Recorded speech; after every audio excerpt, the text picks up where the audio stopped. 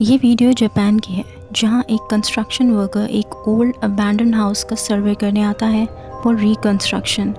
वो घर पिछले कई सालों से खाली पड़ा था और उसकी हालत काफ़ी ख़राब थी और इसीलिए उस कंस्ट्रक्टर को उसकी कंडीशन असेस करने के लिए भेजा गया था।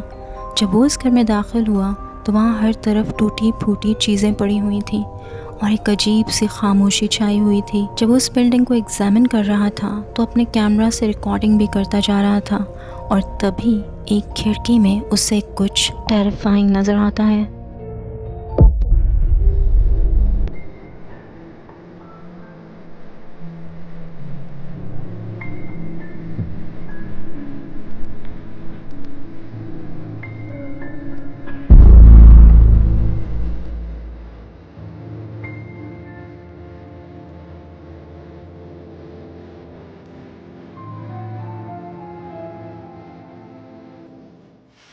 जब वो पहली बार वहाँ कैमरा घुमाता है तो उसे वहाँ एक आदमी खड़ा दिखाई देता है जो खिड़की से बाहर की तरफ खड़ा था और अंदर की तरफ झांक रहा था।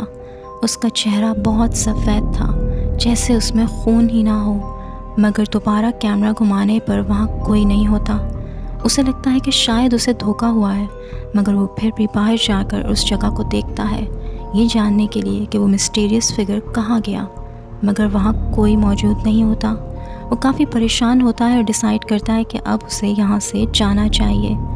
तो वो वापस बिल्डिंग के अंदर आ जाता है और कुछ लम्हे उस खिड़की के पास खड़ा हो जाता है। And then something really horrifying happens.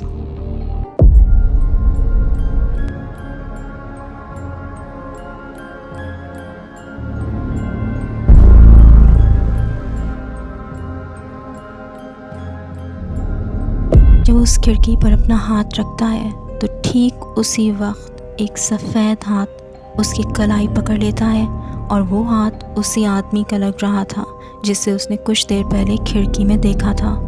वो खौफज़दा होकर जब कैमरा घुमाता है तो that mysterious figure just disappeared. तो क्या वो कोई स्पिरिट था, किसी की भटकती हुई रूह? लेकिन उसका इस घर से क्या ताल्लुक़ हो सकता है?